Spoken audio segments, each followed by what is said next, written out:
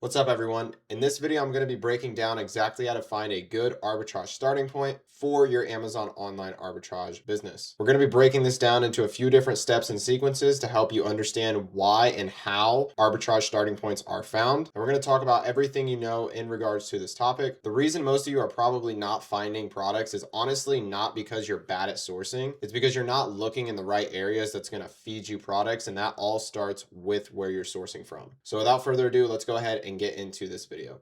All right, so how do we find a good arbitrage starting point to start sourcing from? Okay, so there's going to be a few different ideas that I want you guys to think about. The first one is going to be what makes a good starting point. A good starting point is a product that you can storefront stock competitors who are likely doing arbitrage. Use Keepa charts to ask, is this product actively being compared for by third-party sellers? Okay, so what we're trying to figure out here in this step is we're basically thinking about on Keepa, can we see enough movement in a product to determine that, hey, this is likely arbitrage versus if we find a product that has very little movement, like a wholesale product, we might have to consider, hey, this probably isn't arbitrage friendly, meaning there's not going to be arbitrage sellers on the listing. Okay, so what I mean specifically by this is if we take a look at this Goodfellow & Co. men's 4-pack plus a bonus shirt pack, okay, we can see that the price history is moving in accordance to offer count. We can also see that offer count is jumping up and down, which indicates there's multiple people competing on this product, but more importantly, that there is sales being made. Again, we can see that there's about 14 to 15 offers consistently, so this is a good sign of something that likely is a good place to start sourcing from. As opposed to if we look at these Nike socks here, which is only coming from Amazon, the brand themselves, we can see that this is pretty much terrible because Amazon is the only competitor, but even if there were other competitors on this, with the way that this Keepa chart looks, which is flat and blocky in both the price and offers history, that's a bad indication for us that this is going to be something we should start from because one, there's not any competition to source from, but two, most importantly, is that this is not even the type of product that you would end up buying anyways because there's no sign of movement anywhere on these charts. Okay, so the first thing I always like to think about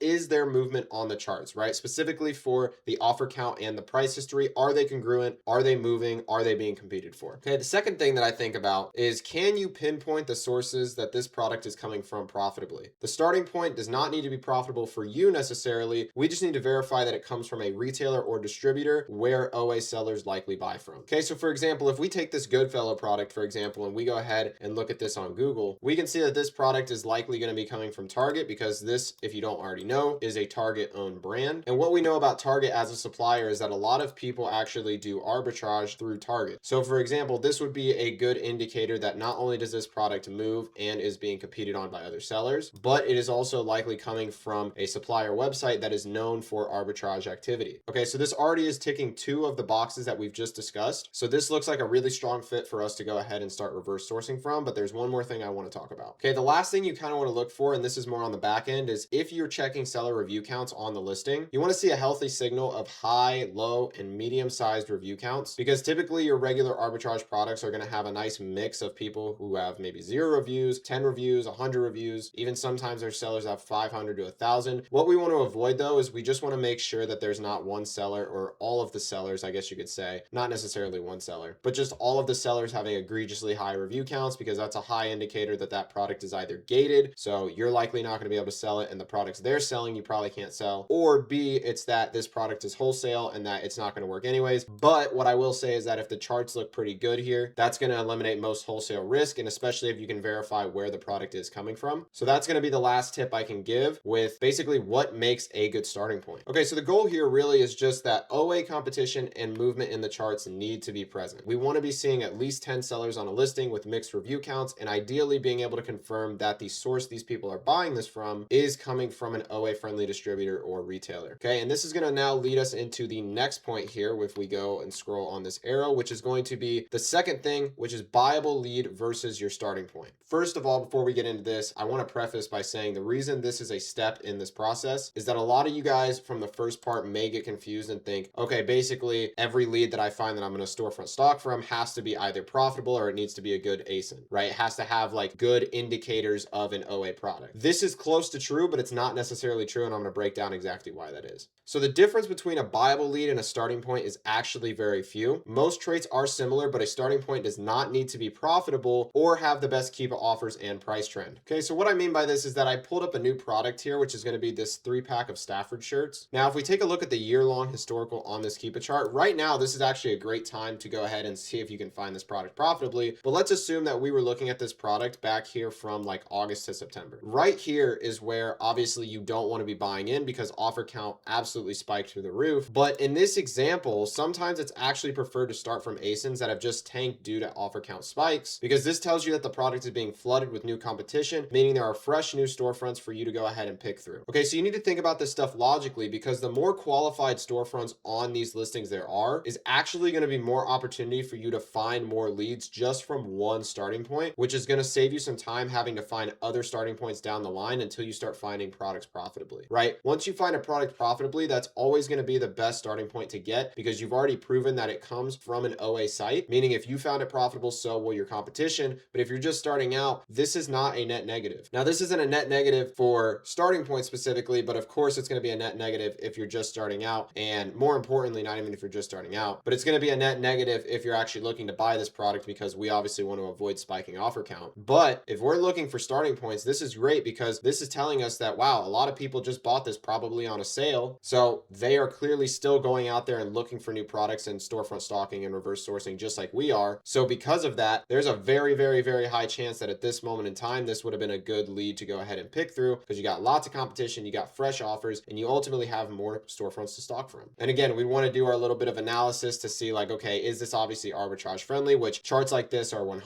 arbitrage friendly. Okay, you're not going to have 60 offers on a wholesale product, or probably even a retail arbitrage product, if I'm being honest. That's just so much. And then this obviously comes from JCPenney. If you don't know Stafford, that's where that stuff comes from. In that example, right, this is a perfect example of something that you can go ahead and start picking through and start finding some stores to actually stock for good potential. And just like I said, right, I mean, these sellers are going to be actively hunting for new leads just like you, making their storefronts prime territory for you to stock your next profitable ASIN. Okay, so this is the difference between having a buyable lead and a starting point, right? Your buyable leads, you obviously don't want to have in offer count trends like this, but with your starting points, do not be afraid to go ahead and take your chances on something that's spiking in OC, because there can definitely be opportunity there. Okay, so that was to clear up any confusion that you might have had between starting point and then buyable lead qualities, because they are very similar. The next thing we're going to move into here is how to actually find a good starting point. So based on what I've told you already, you should have a pretty good idea of how to go out and find a good starting point, because I gave you pretty much all of the qualities and attributes that's going to come with finding a good starting point. Like I said, the best thing that you can do is use a past profitable product as your starting point. Simple reason for this is because you've already vetted where it comes from. You yourself as an arbitrage seller have bought it, meaning your competition on this listing is also going to be doing the exact same thing more than likely. So these people are already qualified and you don't have to worry about any of the external stuff we've been talking about in this video. But I understand as a new seller specifically, if you do not have any profitable products yet, or if you're feeling like you've already looked through all those, then I can give you a couple starting points. All you got to do is go to the link in the description to grab those starting points. And I did this because I remember when I was first starting and I had profitable products, but I felt like I was always going in circles because I would stock the same stores over and over and over. So to keep it fresh, I've given you guys some new links that you can go ahead and start picking through. Hopefully it helps out. And these are going to be the ones that you should then take into step 2.